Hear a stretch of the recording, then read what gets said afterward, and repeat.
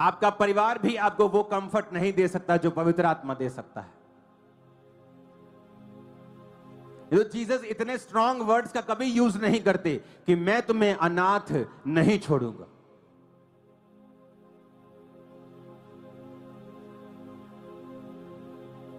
Hallelujah. एक बार एक पवित्र आत्मा से भरी हुई एक बहन को किडनैपर्स उठा के ले गए। उस देश में किडनैपिंग बहुत होती है, अफ्रीकन देश है।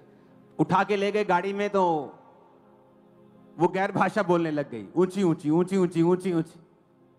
जब गैर भाषा बोलने लग गई तो परमेश्वर ने उन चारों को जो उसको किडनैप करके लेके गए थे आपस में लड़ा दिया और उसको गाड़ी से फेंक के वो चले गए लड़ने के लिए, आपस में लड़ने के लिए। जब पवित्र आत्मा आपके अंदर होता है वो आपको शांति और चैन देता है और आपकी अगुवाई करता है। वचन कहता है कि पतरस एक जगह प्रार्थना कर रहा था और आकाश से एक चद्दर उतरी जहां सब प्रकार के जीव जंतु थे और आवाज आई, इन्हें मार और खा। तो पतरस को समझ नहीं आई कि इसका मतलब क्या है। इसका मतलब यह था आत्मा में कि अन्य जातियों की तरफ भी जा, जो अशुद्ध कहलाते थे, अब जा और उनको बचा। और वचन कहता है उस दर्शन के बाद नीचे कुछ बंदे आए उसके घर में और लिखा, आत्मा ने निसंकोच पतरस को उनके साथ जाने के लिए बोला। कौन सा आत्मा? वही पवित्र आत्मा। आज आपको अगर पवित्र आत्मा की भरपूरी मिले तो आपको मालूम होगा, जब आप अपने बेटे की ओर देखेंगे और वो नशों में होगा, आपको पता होगा कि मुझे इसके लिए क्या करना है। पवित्र आत्मा आपको गाइड करेगा, आपके अंदर से योजनाएं आपको देगा कि तुझे क्या करना है। आपके बिजनेस के बारे में, आपकी सेवकाई के बारे में, जो भी दर्शन आपका है। आप एक डॉक्टर के रूप में बुलाए गए हैं, आप एक इंजीनियर के रूप में बुलाए गए हैं, आप हाउस वाइफ हैं, होम मेकर हैं, कुछ भी हैं, लेकिन परमेश्वर का आत्मा आपकी अगुवाई करेगा आपकी बेस्ट लाइफ जीने के लिए। आप जॉब में हो सकते हैं, बिजनेसमैन हो सकते हैं। बाइबल कहती है जब पवित्र आत्मा तुम्हारे अंदर होगा, पतरस की कॉलिंग थी कि वो प्रचार करे, तो पवित्र आत्मा उसकी हेल्प कर रहा था उसकी कॉलिंग को पूरा करने के लिए, उसकी बुलाहट को पूरा करने के लिए। क्योंकि अंत में हमको परमेश्वर के सामने खड़े होना है और अपनी अपनी बुलाहट के बारे में बताना है कि जो काम, जो असाइनमेंट सौंपी गई थी हमें, हमने उसे पूरा किया कि नहीं किया। और धरती के ऊपर भी पवित्र आत्मा को विजयी करेगा, फलवंत भी करेगा, बलवंत भी करेगा, ऊंचा भी करेगा। और आमीन, मेरे को ऊंचे वाला चाहिए। लेकिन ये सारी चीजें कैसे होती हैं? पवित्र आत्मा से। आप कई बार प्रार्थना करते हैं, पवित्र आत्मा आपसे बात करता है। आप प्रार्थना में बैठते हैं, अगर आपने पवित्र आत्मा पाया हो, अगर आप वचन से प्यार करते हो, प्रभु के भय में हो, तो पवित्र आत्मा आपसे बात करता है। अगर आप प्रभु के भय में नहीं है, पवित्र आत्मा आपसे बात नहीं करता। अगर आप लिखे हुए वचन को पढ़ते या इसका आदर नहीं करते, पूरा नहीं करते, पवित्र आत्मा कभी आपके अंदर नहीं रहता। अगर आप लिखे हुए वचन का आदर करेंगे, भय मानेंगे, इसका प्रभु का भय और पवित्र आत्मा की कंफर्ट में कलीसिया बढ़ती गई और उन्नति करती गई। मैंने बहुत से लोगों को देखा है, बिजनेसमैन थे, बिजनेस नहीं चल रहा था, प्रार्थना में बैठे, पवित्र आत्मा ने उनसे बात की। वो कोई भी बात हो सकती है। जैसे पवित्र आत्मा ने मेरी हीलिंग के लिए मेरे साथ एक बार बात की, सेवकाई के लिए वो हजारों बार उसने मेरे साथ बात की। रातों रात सेवकाई का नक्शा में बदल देता था जब पवित्र आत्मा मुझसे बात करता था, और एकदम से सेवकाई एक नेक्स्ट लेवल में होती थी कुछ ही महीनों के अंदर। कैसे? पवित्र आत्मा के जरिए। इसलिए बाइबल कहती है, दाऊद प्रभु से कहता है, हे प्रभु अपना आत्मा मुझसे कभी भी अलग ना कर। जबकि वचन ये कहता है कि दाऊद बीमार था उस समय। क्यों? क्योंकि उसने पाप किया था। लेकिन दाऊद ने हीलिंग नहीं मांगी। शाऊल और दाऊद में क्या फर्क था? यही फर्क था, दोनों ने पाप किया। दाऊद ने व्यभिचार किया और उसके पति को मार दिया। पाप दाऊद का अगर आप देखें तो शाऊल से भी बड़ा था। लेकिन शाऊल के अंदर गलती यह थी कि वो पवित्र आत्मा से प्यार करने वाला नहीं था, उसे अपनी परवाह ज्यादा थी। जब शमूएल ने कहा कि तेरा राज्य तुझसे लेकर पड़ोसी को दे दिया गया है, उसने कहा ठीक है, लेकिन नीचे जब जाएगा मेरे साथ चलना, ताकि लोगों के सामने मेरी इंसल्ट ना हो। लेकिन दाऊद जो था, बाइबल कहती है, नंगे पांव जब पहाड़ के ऊपर चढ़ रहा था, जब उसने पाप किया और लोग उसकी इंसल्ट कर रहे थे, उसने कहा इनको कुछ मत कहो, क्योंकि मुझे यहोवा नहीं इनके हाथों में कर दिया है। और वो प्रार्थना क्या की भजन संहिता 51 में, प्रभु अपने पवित्र आत्मा को मुझसे अलग ना कर, ताकि जो हड्डियों में मेरी बेचैनी है वो दूर हो जाए। क्या कलीसिया आज ऐसी है कि आपकी लाइफ में मुश्किलें पाप की वजह से हैं, पवित्र आत्मा को खोने की वजह से हैं, लेकिन आप जब चर्च में खड़े होते हैं, क्या आप उस हीलिंग को चाहते हैं, या आप ये चाहते हैं कि प्रभु वो पवित्र आत्मा मुझे वापस कर, मैं फिर से पवित्र आत्मा से भरूं, फिर से तेरे साथ अपने रिलेशनशिप को रिस्टोर करूं, फिर से तेरे साथ एक हो जाऊं, एक तेरे साथ बन जाऊं? नहीं, हमें वही हीलिंग चाहिए। दाऊद कहता, प्रभु मुझे हीलिंग ना दे, पहले मुझे पवित्र आत्मा पहले दे, अपनी आत्मा को मुझसे अलग ना कर, अपना उदार आत्मा देकर मुझे संभाल, उद्धार का हर्ष मुझे फिर से दे। ऊंची आवाज में हालेलुया बोलो।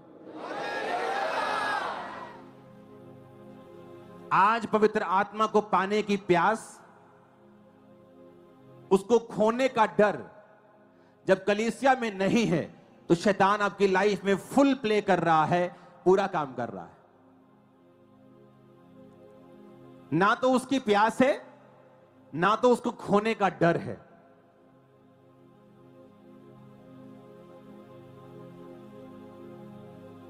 इसलिए दाऊद कभी हारा नहीं अपनी लाइफ में।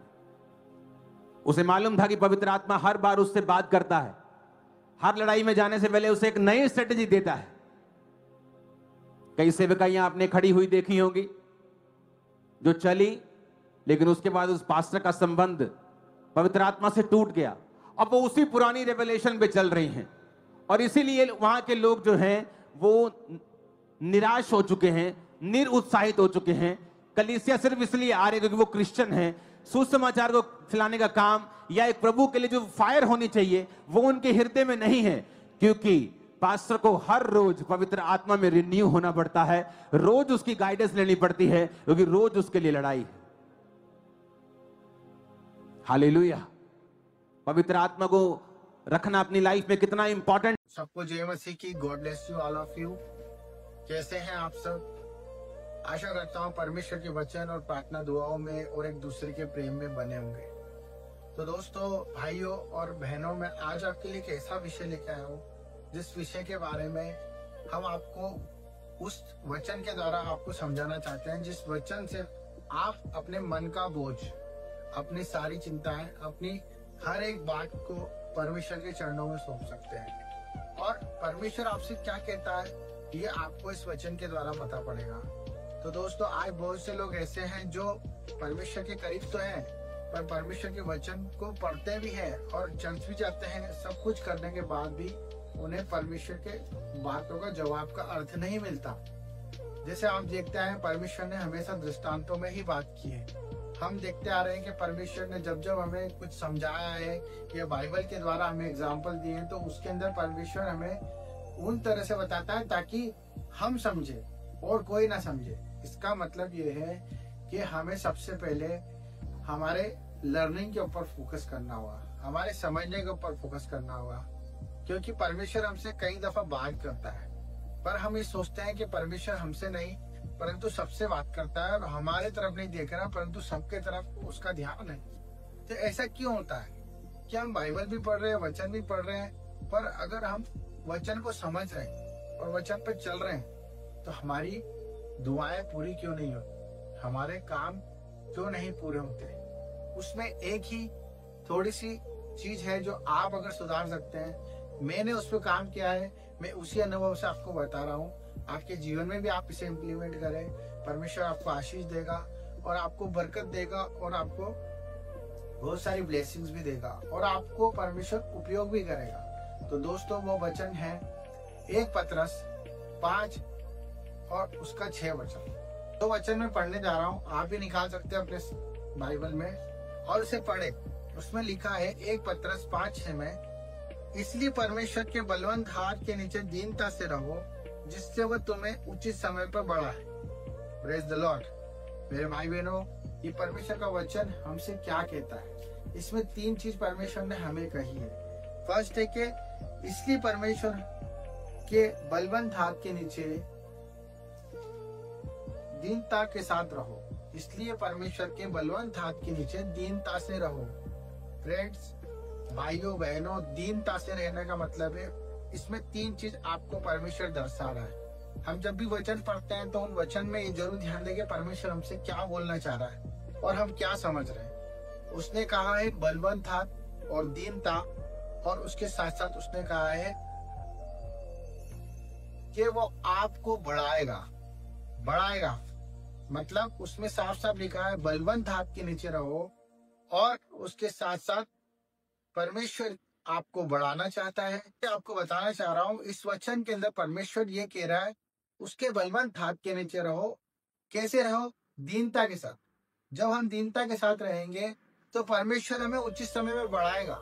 इस वचन को मेरे दोस्तों 4 से 5 बार पढ़ो, आपको समझ में आएगा कि परमेश्वर क्या चाहता है। हमें दीन बन के जीवन जीना है, दीनता के साथ हमें परमेश्वर के साथ चलना है। जिस तरह परमेश्वर का वचन कहता है कि अपने क्रूस उठाओ और फल की इच्छा मत रखो और बढ़ते जाओ, परमेश्वर की ओर देखते जाओ, क्योंकि जीवन में आपको कठिनाइयां आएगी, तकलीफ आएगी, पर परमेश्वर का वचन क्यों पूरा होता है जब हमारे जीवन में, जब हम दीनता से चलते हैं। अगर हम दीनता से नहीं चलेंगे मेरे दोस्तों, अगर हमें कोई अहम होगा, कोई मैं होगा, कोई अकड़ होगी, कोई क्रोध होगा, या हम ये सोचेंगे कि ये बड़ा है, ये छोटा है, इसमें प्रेम नहीं है, इसमें प्रेम है, या हर बात का हम व्याख्या करते रहेंगे, हम घमंड से भरे रहेंगे, तो हम कभी भी परमेश्वर के वचन को पूरा होते नहीं देखेंगे। हमें यीशु मसीह के समान, जिसे परमेश्वर का वचन उसके पास आया और वो खुद ही वचन था, उस वचन पर उसने दीनता के साथ कोड़े खाए, दीनता के साथ मार खाई, दीनता के साथ उसने अपनी जिंदगी को दे दिया गया। वो दीनता हमें भी परमेश्वर को देना है। तो परमेश्वर कहता है कि उसके बलवंत हाथ के नीचे हम रहेंगे। हाँ, जब हम दीनता को अपनाएंगे तो परमेश्वर के बलवंत हाथ हम पर बना रहेगा।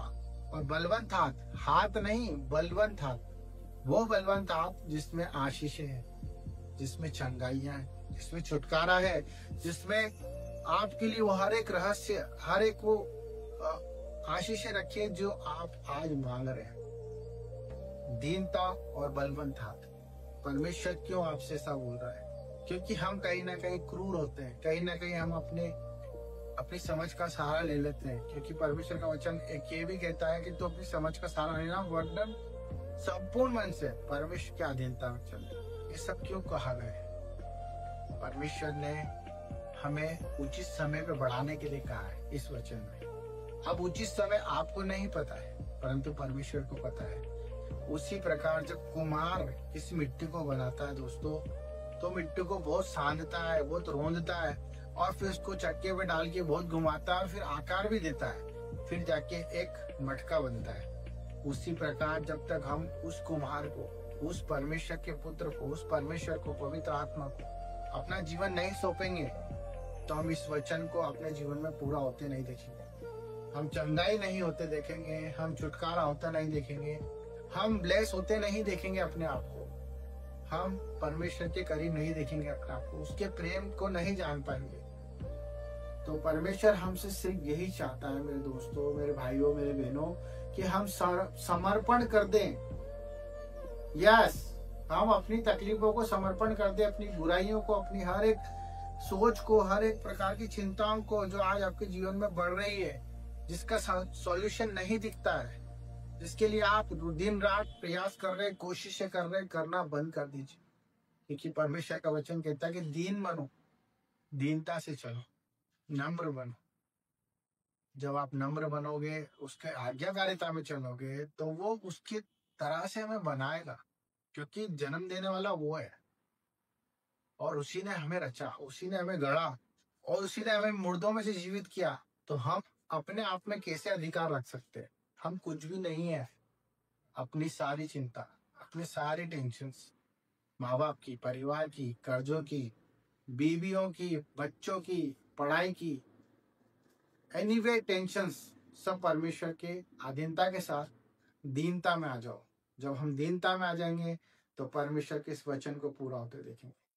अगर आपको मैसेज अच्छा लगा मेरे दोस्तों, भाइयों, अपना समर्पण परमेश्वर को दे, और मुझे भी आशीष दे कि मैं जो काम कर रहा हूँ उसमें बढ़ूं, और आप सबके सामने अच्छे अच्छे वचन, परमेश्वर की बातें रख पाऊं।